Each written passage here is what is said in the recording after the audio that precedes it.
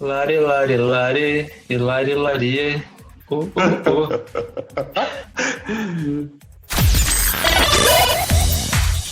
This is the number one Popflix. O melhor programa de entretenimento e cultura pop.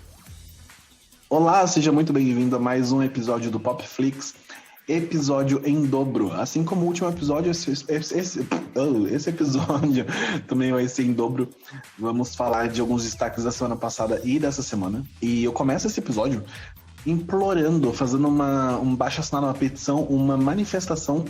Por favor, parem com os remakes e parem com as continuações. John, eu não aguento mais, John. A lista de coisa que vai estar aí para ser refeito e para ter continuação é tão grande que ia dar um episódio inteiro só disso, mas eu me recuso a falar deles. Pelos próximos 30 minutos, a gente vai falar sobre as principais notícias do entretenimento e, obviamente, nessa bancada do Popflix, a bancada virtual, nós temos a presença também virtual do @JoãoHzen, o querido John. E aí, John? Olá, tudo bem? Sempre um prazer estar aqui. Muito obrigado pelo convite. Cara, sabe mais ou menos da lista de coisas que tá pra ser refeito, né? Ah, sim, você falou da última vez. Cara, é Matrix, que vai ter o 4. É Sexta-feira 13, vai ter continuação. Sexta-feira 13 já tem 70 filmes. Todos eles ruins, péssimos. Aí vai ter mais uma continuação, não aguento mais. Vai ter segunda-feira, ou terça-feira, quarta-feira, 13. Vai ter todas as feiras. Mas, enfim, aproveita, dá uma passadinha lá no Instagram, no @podcastpopflix, e siga o nosso perfil lá no Instagram, porque é por lá que você fica por dentro de assuntos exclusivos que não aparecem aqui no podcast, e também fica por dentro de coisas que vão aparecer aqui antecipadamente. Então, acesse o @podcastpopflix e segue a gente. Lembrando que o Popflix está disponível na maioria das plataformas de streaming de áudio e podcast: Spotify, Deezer, Apple Music, Google Podcasts, Radio Public, Breaker, Anchor. Então, não tem desculpa para não ouvir.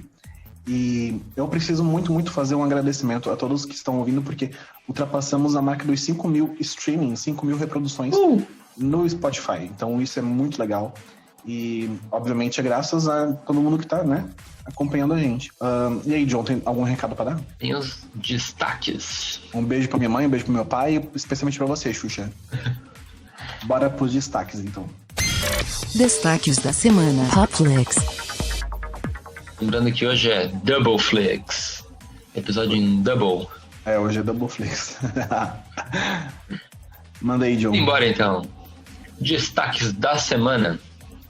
Disney+, Disney Plus, como quer que vocês queiram chamar, chega em 17 de novembro e terá todas as produções da Marvel e Pixar. Depois de um certo alvoroço do público para descobrir exatamente quando o Disney, serviço de streaming exclusivo da Disney, chegaria ao Brasil, as dúvidas foram devidamente sanadas. Em um comunicado oficial, a empresa que lançará a plataforma no Brasil em 17 de novembro de 2020 e que ela será a casa de alguns outros estúdios e canais importantes aqui na América Latina. Todos os títulos originais produzidos por e para o Disney+, assim como as coleções completas de todos os conteúdos disponíveis da Disney, Pixar, Marvel, Star Wars e National Geographic, em relação a cinema, séries, curtas, shows e documentários, estarão disponíveis exclusivamente na plataforma. Não temos informações sobre preços até o momento da gravação deste episódio. Fonte, Omelete. Contando Netflix. Também com a participação hoje... Desculpa aí a interferência. Contando também com a participação dos passarinhos do Paulo. Olhinho do Paulo. Pintacilgo do Paulo. Eu me admiro que dá pra ouvir isso, cara. E é muito engraçado, porque, tipo assim, eu tô tão acostumado que eu já não percebo mais. Mas esses demônios ficam cantando desde as 5 da manhã, tá? Sério. Eita, é que tu é uma princesa da Disney, né, Paulo? Sim, eu vou lavando as roupas aqui cantando, vou pro poço e eles estão tudo aqui no meu ombro penduradinho. Aí vindo aquela mutirão de bichinho da forma Arca de Noé. Olê!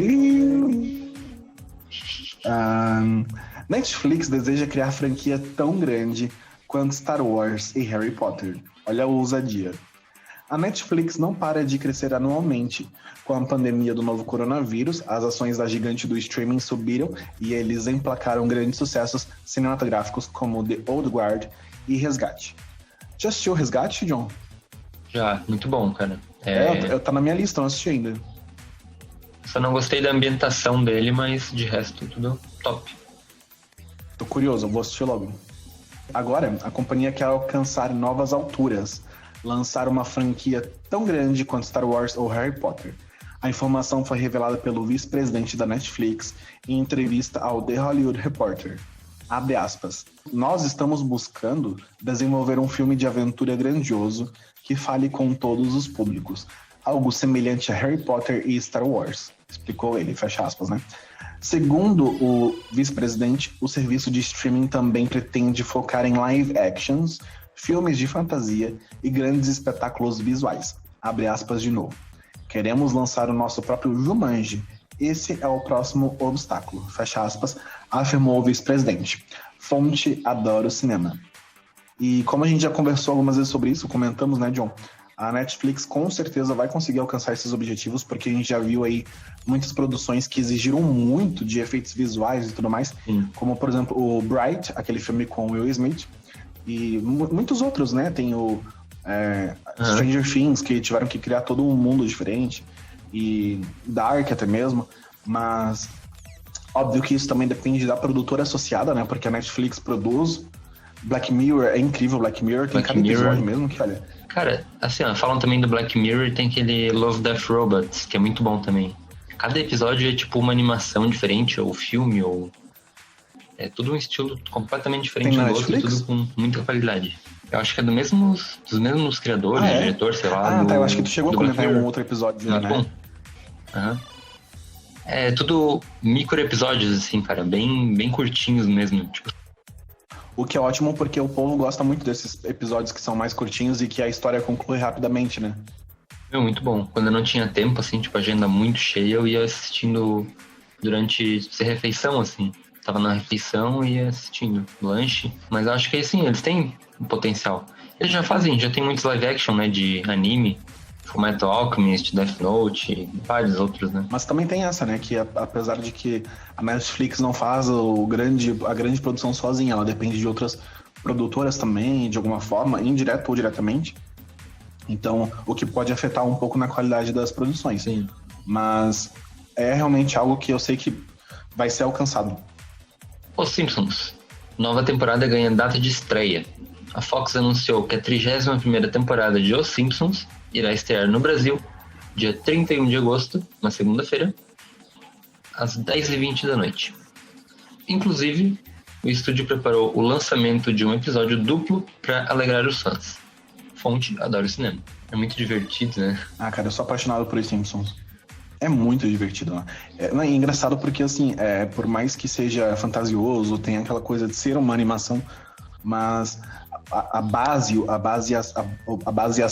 baseadora, não sei como se fala, de se basear em família, né, do cotidiano e tudo mais, eu vejo muito da minha família ali naquele negócio. Apesar de que eu sou filho único, não tenho irmãos, mas eu vejo muito da coisa de família ali, então é muito engraçado. Além da crítica social, né, todo esse... Demais, cara, é incrível. As críticas... Além das previsões do futuro, né, que a gente tem ali. Não, isso é incontestável, né?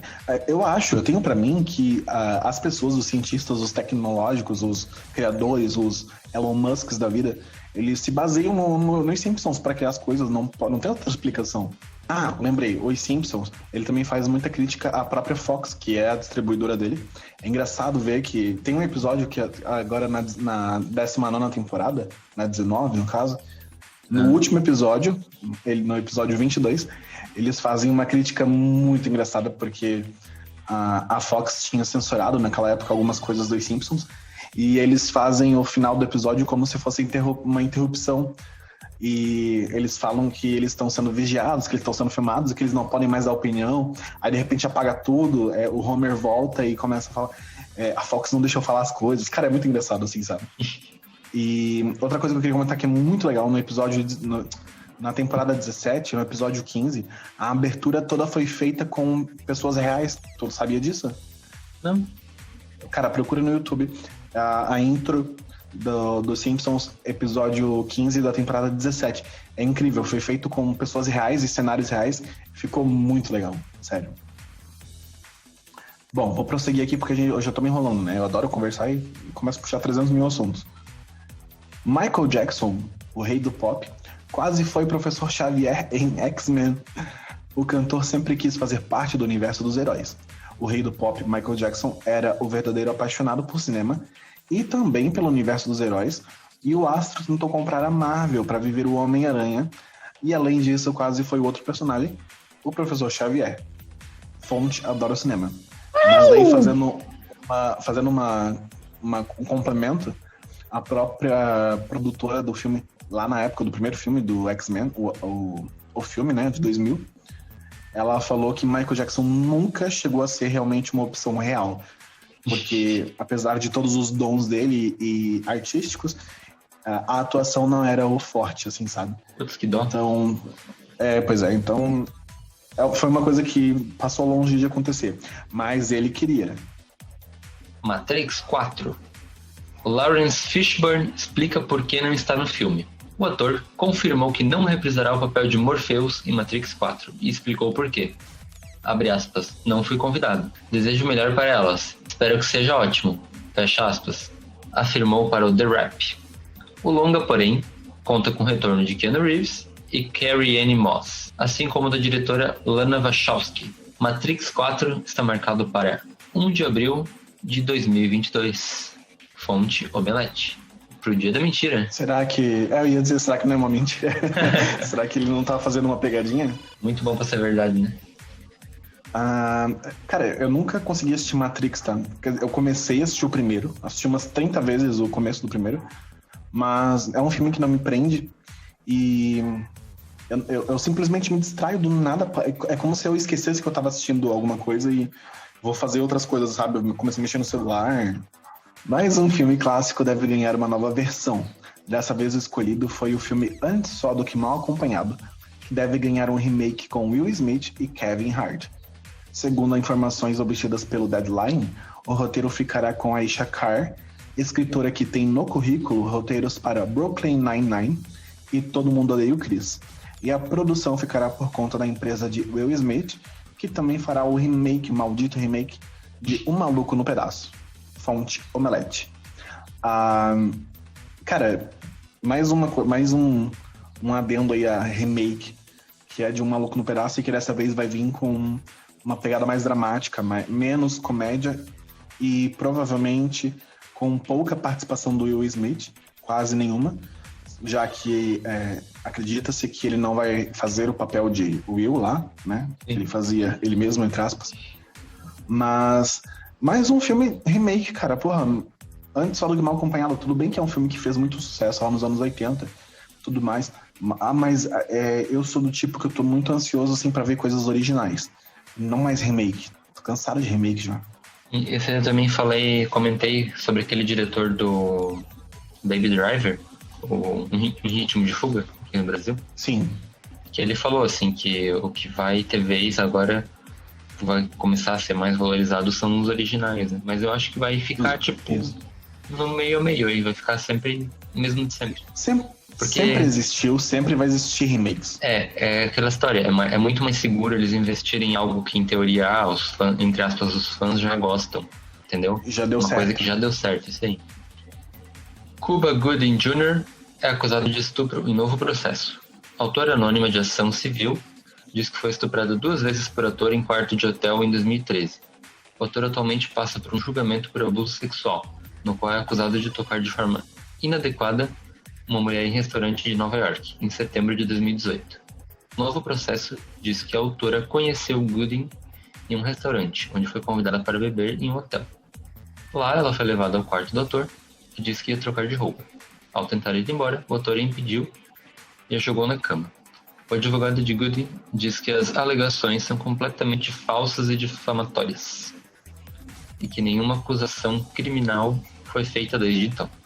E se for realmente comprovado de que é verdade, que não passe impune, né? Não dá pra deixar uma coisa assim impune. Sim, tem que ser punido como todo mundo deveria, né?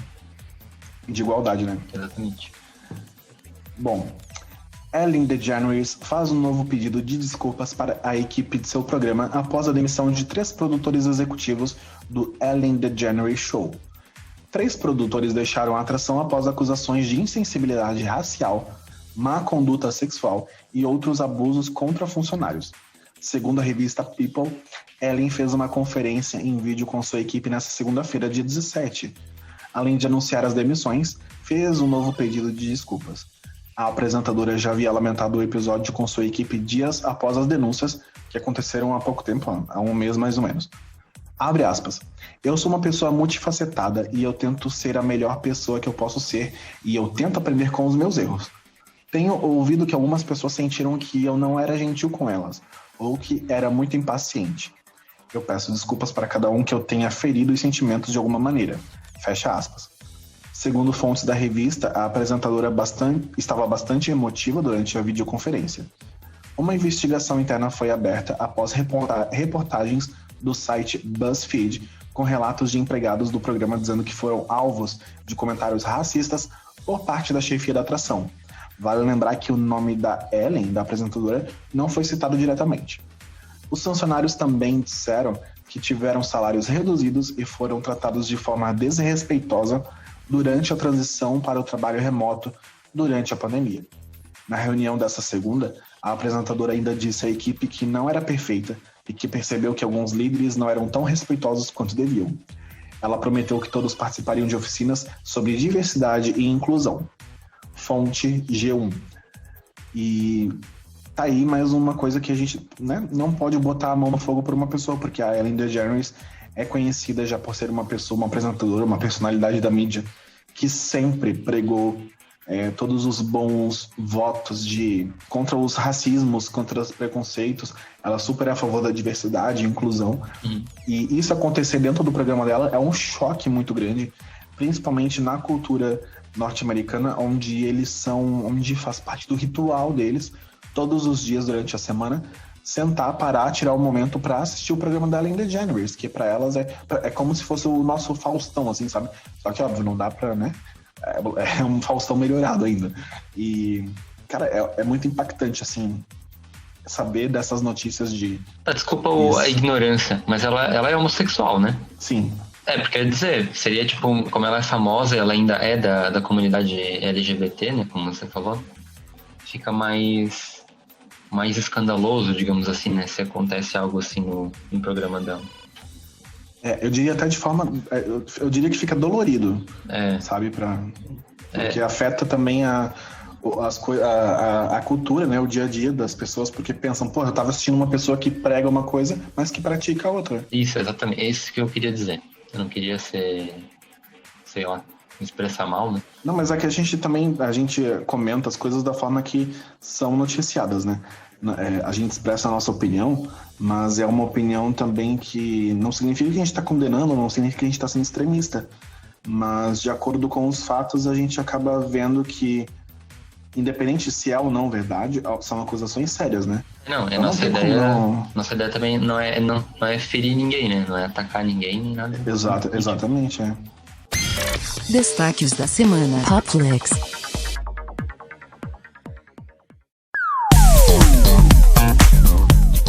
E esses foram os nossos destaques. A gente tem comentado muito aqui que muita coisa parece que está impedindo o mundo do entretenimento de acontecer, de rodar, de girar. Talvez também seja por causa da pandemia, né? Talvez não, certamente. Mas até que a gente conseguiu juntar uma quantidade boa de destaques aí nessas últimas 2 semanas. Sim. Mas não paramos por aqui, porque a gente tem ainda uma parte muito especial do programa que eu gosto muito, que é onde a gente tem a oportunidade de ouvir esse cara inteligentíssimo falar sobre uma coisa que todos nós gostamos muito. Vamos para nossa parte de tecnologia. John, manda aí pra gente o que tem de notícia. 8 e 7, meu. Chama essa fera. Essa fera. Vamos lá, então. Tecnologia. Bloquinho Tech. Instagram começa a integração com Facebook Messenger. Paulite adora. Nossa, amo. Facebook parece ter iniciado o plano de unificar as mensagens de seus aplicativos, embora de maneira gradual. Na sexta-feira, 14, alguns usuários começaram a receber avisos dentro do Instagram de que poderiam conversar com amigos que usam Facebook. Ô, John, tira o ovo da boca, John. Pera lá, eu tô com um fone aqui no ouvido, daí não sei se... Acho que é isso, não tô ouvindo direito minha voz. Tá. Uma prova de que essa integração começou é que o símbolo padrão do Instagram para mensagens, o avião de papel, foi substituído pelo visto no Facebook Messenger. Essa mudança ocorreu para alguns usuários de sistema Android e iOS. O update também deve mudar alguns elementos visuais dentro do Instagram, como trazer a aparência mais colorida aos chats, adicionar a opção de responder diretamente às mensagens, apenas deslizando para o lado, e mais emojis. No entanto, ao que parece, a atualização acontece de maneira gradual. Esse parece ser um dos passos do plano de unificação das conversas entre Instagram, Messenger e WhatsApp, com a criptografia como recurso comum entre os aplicativos. O objetivo é o de criar um espaço social mais privado e permitir fácil acesso a todos os usuários a partir de um único app. Fonte, Olhar Digital. Cara, sabe que eu nunca tinha percebido que aquele ícone é um aviãozinho de papel? Sério? Que Pra mim era só um triângulo. Na real ele é. O que é o aviãozinho de papel mesmo é o do Telegram, que ele tem um rabicho por baixo, assim. Isso, no Telegram eu consigo perceber. No Telegram ele é de fato, mas no Messenger é realmente como tu falou. Eu acho que até as bordas deles tem um ângulo, né? Do Telegram não tem um ângulo, mas tem um rabicho que tu consegue identificar que é aquela parte da folha que tu pega pra jogar o avião. Como se fosse uma dobradura mesmo. É pra dar uma e noção. Essa graduação, essa atualização gradual, eu já tinha percebido há um tempo atrás. Cara, já faz, sei lá, tipo, acho que uns 4 meses, 3 meses atrás. Quando eu comecei as minhas curtidas, tu percebeu, John? Desde que tu começou a mandar o Black Heart. Isso, toda vida que alguém curtia. Geralmente quando você curte uma mensagem no direct do Instagram, fica vermelho, né? Um coraçãozinho embaixo. O meu coração ficava preto, porque todo meu Instagram, meu aesthetic do Instagram, do feed é preto. E tem uma coisa uma pegada mais dark. Super chique. E daí, consequentemente, quando apareceu essa atualização pra mim, de poder escolher o emoji como reagir, foi onde que eu me liguei. Cara, eles vão unificar essa merda desse negócio de... Não, ele se ligou Instagram, não, né? Facebook. Ele começou, né? Começou a causar, começou a mandar avião, começou a mandar coração preto toda hora. Mala. E daí, mas óbvio, já que tava disponível, vou utilizar, né? Ficava se achando. Mas, pra mim não muda nada, tanto que eu não uso o Facebook e eu me recuso a usar o WhatsApp junto no Instagram. Quer dizer, na prática ainda a gente não sabe porque não dá pra ver, né? Na prática mesmo, se vai funcionar, se vai dar certo, se vai ser legal. Mas, sei lá, eu acho tão desnecessário fazer uma coisa assim e juntar tudo. Então, eu não sei se já tá funcionando porque a logo do Messenger tá lá. Então, teoricamente, a gente tá mandando mensagem pelo Messenger. E o Instagram é só o feed, o Stories e o Reels, né? Agora, teoricamente, a gente já está mandando mensagem pelo Messenger ou eles querem mostrar que a gente vai começar introduzindo. Eu não sei se tu lembra, eu gosto muito dessa palavra, cara. Eu não sei se tu lembra, lá em 2009, 2010, quando ainda a gente era muito do Messenger, do MSN, existia... Daí foi onde que começou a entrar a coisa dos smartphones. Tanto que até 2011, a maioria dos celulares não era smart. Era só... Tinha os flips, tinha uma coisa mais Android começando a ficar smart, mas ainda de fato não tinha o que a gente tem hoje. E daí existia um aplicativo que se chamava eBuddy, ou eBuddy, como eles costumavam chamar aqui no Brasil, que era onde a gente reunia o MSN e o Orkut e o MySpace, todas as principais, na época, né, as principais redes sociais, no eBuddy. E, cara, era muito estranho, assim, sabe? Porque era uma coisa que a gente tentava usar, mas não se adaptava. Sim. E tanto que foi um aplicativo que foi lá, custou caro, mas no final das contas deu só prejuízo, porque as pessoas não usavam. Na época não tinha a questão de usar anúncios para poder arrecadar dinheiro para os aplicativos e tudo mais. Não existia nem Play Store, Apple Store, Play Store, essas coisas não existiam ainda. Então, eu acredito que essa coisa de unificar os mensageiros pode seguir os mesmos passos do eBuddy, do eBuddy, e ficar assim no limbo das coisas ruins dos aplicativos, sabe? Paulo, eu sou obrigado a discordar, porque assim, eles estão introduzindo com cuidado, e tu nem vai sentir. Quando tu vê, tu já vai estar usando. Tá vindo com lubrificante. Isso. Viu? Até o jeito que eu falei foi bem suave, né?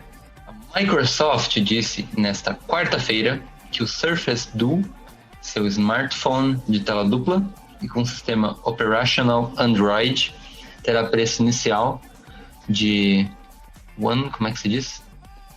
Tá, eu não lembro. 100? 100 não é 100? Uhum.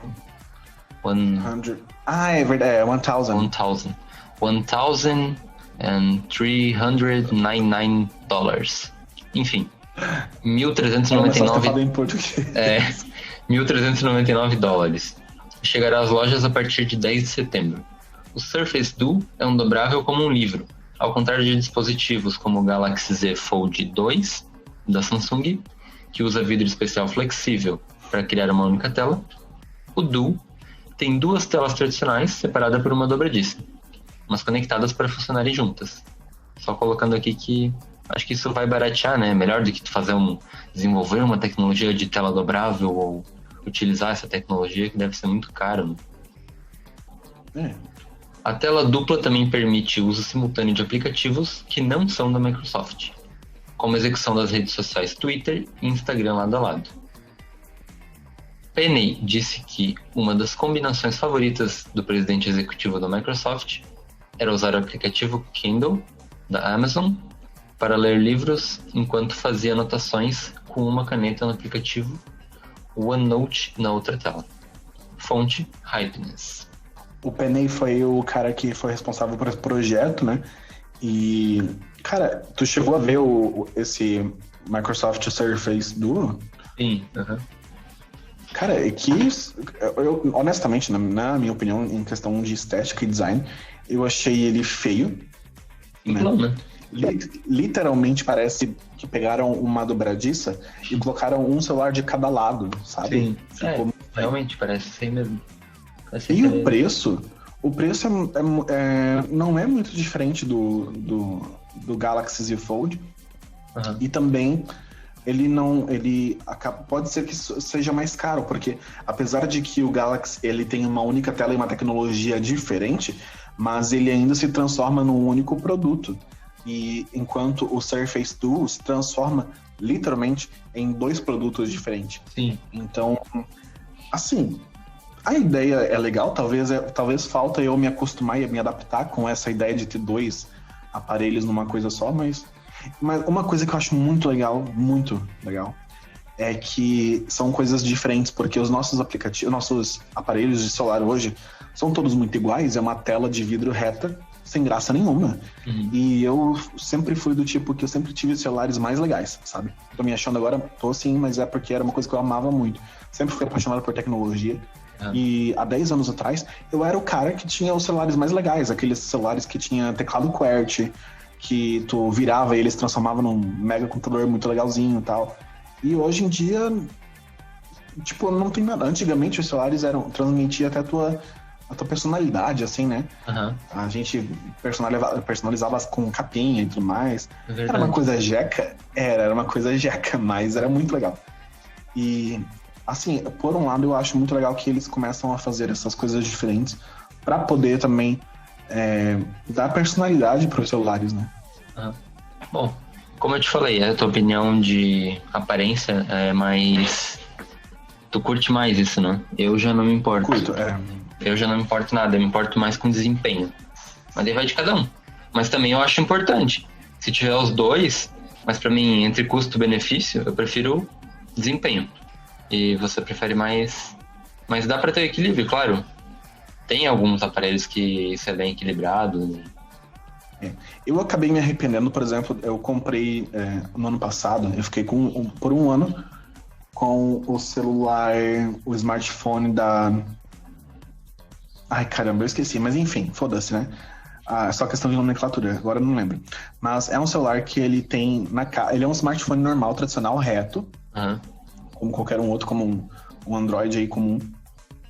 Porém, na capa dele, ele já vem com essa capa. Ele vem com 2 tipos de capa. Uma normal, tradicional. Sim. E a diferencial dele é uma capa que são 36 LEDs na parte de trás. Então, tipo assim, esses LEDs, eles são totalmente coloridos. Dá pra iluminar um puteiro. Sim, e daí, tipo assim, de acordo com a música, ele muda as cores atrás, de acordo com as fotos que tu tá olhando no celular, ele muda as cores atrás também pra se adaptar. Tu pode fazer coisas de escrever mensagens e ficar um letreiro digital na parte de trás. Cara, é uma função muito legal. E assim, ele não tem desempenho maravilhoso nenhum, assim, na verdade é bem ruim até o celular. Mas foi o que, sabe, o diferencial dele foi uma coisa que me fez comprá-lo. E cara, que experiência incrível que foi ter esse celular. Aonde eu ia, as pessoas me paravam pra ver aquele celular. Eu fiz amizade com aquele celular, sabe? Tipo, as pessoas me paravam literalmente e falavam, meu Deus, que celular maravilhoso, não sei o quê. E eu sou uma pessoa que, né, extravagante, assim. Então, aquele celular super combinava com a minha personalidade. E é isso que eu sinto falta nos smartphones de hoje. Hoje. Tem aquele celular também que tu tira e coloca os gadgets nele, né? Ou tipo, tu coloca uma câmera melhor, ou tu tira, tu coloca um controle pra jogar jogos. Mas eu achei que isso aí não... Tem que desembolsar um dinheirinho também. É super caro e eu acho que não pegou até por isso. Mas também porque tem que ficar trocando, sabe? Tipo, hoje eu vou... Tu não sabe quando tu vai fazer alguma coisa, quando tu vai achar uma paisagem bonita pra bater foto. Tu pensa em, eu tinha que estar com o plug da câmera, entendeu? É muito... Acho muito trabalhoso. Ninguém vai ficar carregando esses trambolhos pra baixo pra cima, né? Pra mim, olha, eu carregaria comigo um microcomputador. Tipo, um computador dobrável, sei lá, um mini computador, né? Pra mim seria mais prático. Com câmera boa, com projetor, com 300 mil coisas. Nem precisava ser bonito, tá? Aí que tá. Quando o negócio é muito funcional e super vale a pena, porque a qualidade de desempenho é superior e é boa, a gente não se incomoda muito com a estética, né? Sim. Mas uma coisa que não dá pra negar é que se for bonito e super funcional, é completo, daí tá perfeito. Aí é um pacote... Mas enfim, vamos ver como que vai chegar esse negócio, né? Unindo o útil ao agradável, né? Vamos lá, então. Apple é condenada a pagar 500 milhões de dólares por violar a patente do 4G. Apple deve pagar 500 milhões de dólares em danos e juros por infringir patentes de 4G que pertencem à empresa Panoptis, decidiu um tribunal do Texas, nos Estados Unidos. A gigante da tecnologia vai apelar da decisão. Apelou, né? De acordo com a imprensa local.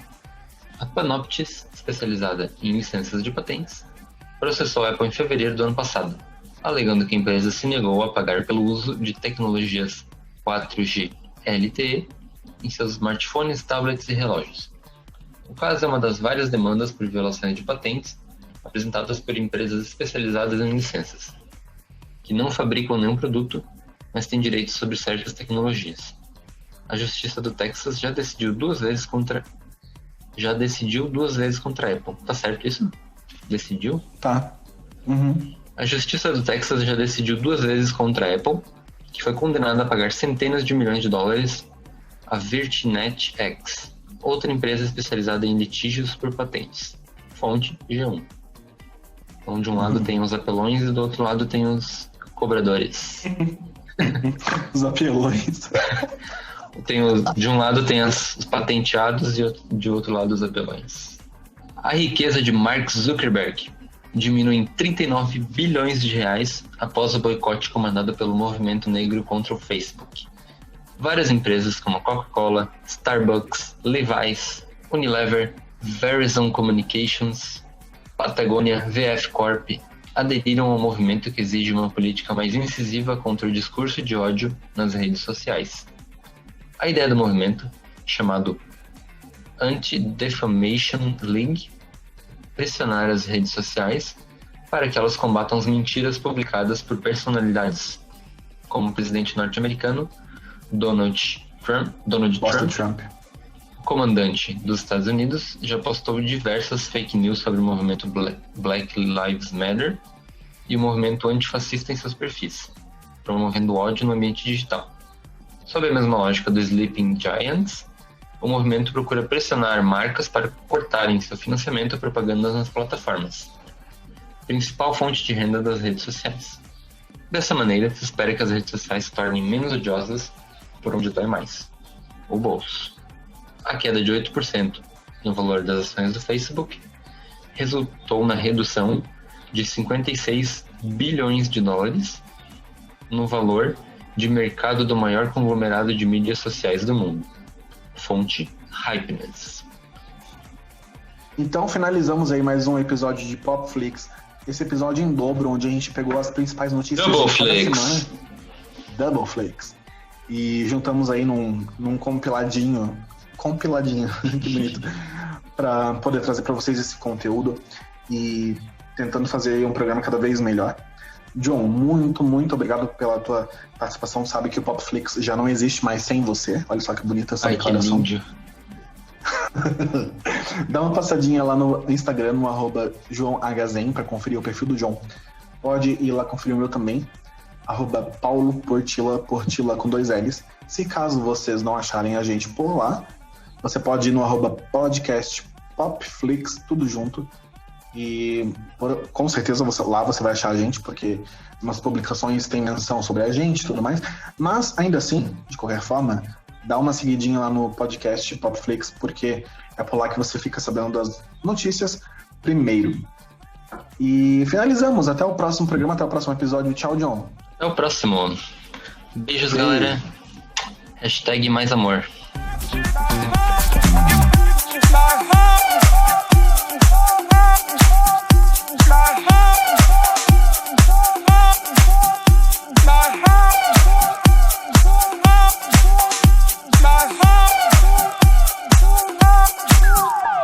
Popflix. Lare, lare, lare, e lare, lare.